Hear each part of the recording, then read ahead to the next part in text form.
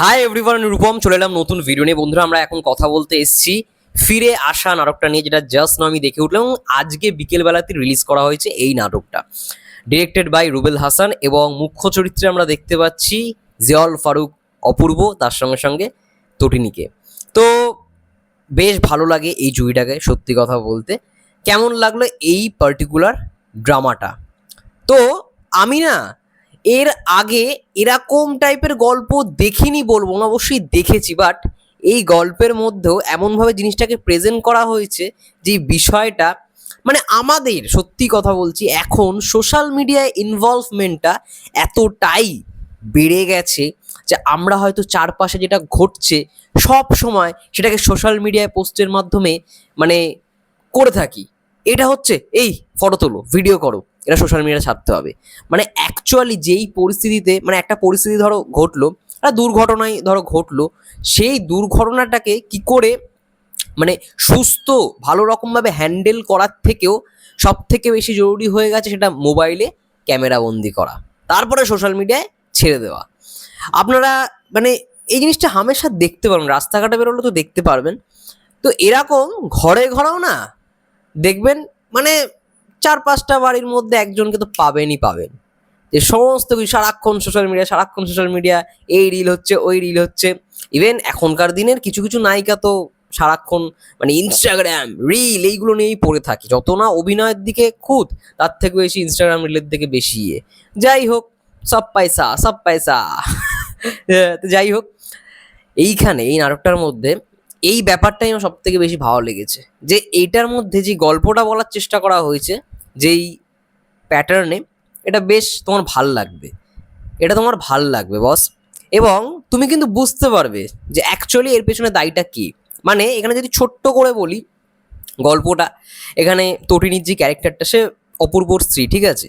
তো বাড়িতে অপূর্ব বাবা মা এসছে, খাবারের জন্য ওয়েট করছে, ঠিক আছে? বাট সে রিল করতেই ব্যস্ত। কি রিল, কি ভিডিও না, তার শ্বশুর শাশুড়ির জন্য সে কি রান্না করছে সেটা নিয়ে সে অলরেডি 26-27খানা ভিডিও অলরেডি করা হয়ে গেছে, টেক দিতে, টেক দিয়ে যাচ্ছে, টেক দিয়েই যাচ্ছে, ঠিক আছে? কোনোটাই পারফেক্ট হচ্ছে না। তো এরকম একটা ক্যারেক্টার দেখানো হচ্ছে, খুব ভালো। মেয়েটা এমনি খুব ভালো, ঠিক আছে? একদম সাদা মাটা মেয়ে, বোঝাই যাচ্ছে ক্যারেক্টারটা দেখে। এবার হঠাৎ করে এই সোশ্যাল মিডিয়ায় ইনভলভমেন্ট মানে হতে হতে হতে হতে ও একজনকে রিপ্লাই করে বসে, একজন ওকে কমেন্ট করে, পার্সোনালি ইনবক্স করে, সেখানে মানে ওকে বলে যে আমি কি কল দিতে পারি, আপনাকে খুব দেখতে সুন্দর। ও বলে কল দেওয়ার কি আছে, এরকম বলে। এবার কল দেওয়ার কি আছে এই কথাটা বলার পরও ওপাশ থেকে যে মেসেজটা করেছে সে কল করে বসে, এরকম বারবার তাকে ডিস্টার্ব করতে থাকে। ইভেন সব থেকে মানে অবাক করা বিষয়, সে যখন রান্না করছে, রান্না করতে করতে যখন তাকে রিপ্লাইটা করছে যে আপনি বারবার কল করছেন কেন, ওকে মেসেঞ্জারে ও যে রান্নাঘরে রান্নাটা করছে সেই ছবিটা পাঠিয়ে দেয়। তার মানে ও ওর সামনেই কোথাও ছিল। এবং পরবর্তীকালে দেখা যায় এমন একটা সিনে যে সে ঘুমাচ্ছে, ও কিন্তু ঘুমাচ্ছে, বাট ওই যে ঘুমাচ্ছে ওই ছবিটাও ওকে মেসেঞ্জারে পাঠানো হয় ইনবক্সে, মানে ঘরের মধ্যে, ভাবো, ঘরের মধ্যে ফটো তুলে নিয়ে ওকে পাঠাচ্ছে। এবার কে এই কালপিটটা, কে, ঠিক আছে? তো সেটা জানার জন্য তোমাদের এই নাটকটা দেখতে হবে।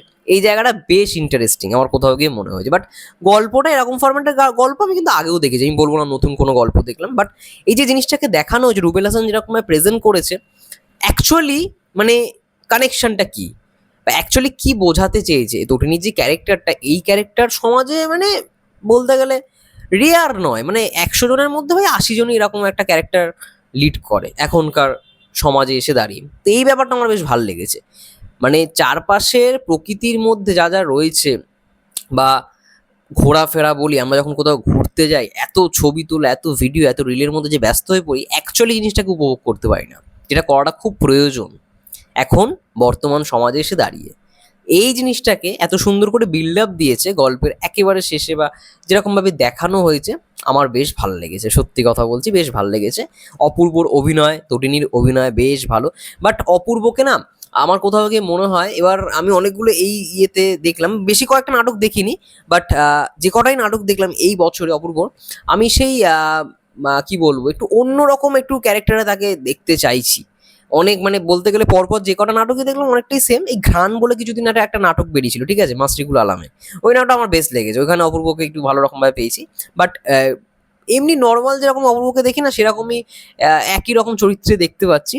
আমি ভাই দেখতে চাই অপূর্বকে গোলাম মামুনের মতো একটা চরিত্রে, বা চালচিত্র সিনেমাটার মধ্যে একটা চরিত্রে, এরকম একটা কিছু নিয়ে অপূর্বকে নিয়ে করা হোক একটা নাটকের মধ্যে, এটা আমি চাই।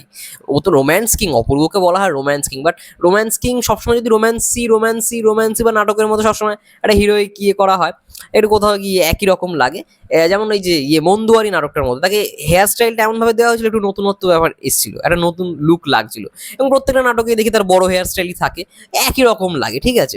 এবার তরিণীকে অবশ্যই খুব ভালো একজন অভিনেত্রী, এইখানে তাকে একটু অন্যরকমভাবে দেখলাম, খুব ভালো। তার হাসিও সত্যি কথা বলতে খুব ভালো লাগে, আমার পার্সোনালি খুব ভালো লাগে। সে যখন একটা হাসি দেয়, ওই মিষ্টি যেই সুইট একটা ব্যাপার থাকে তার হাসিটার মধ্যে। যাই হোক, তোমরা দেখতে পারো এই নাটকটা ফিরে আসা।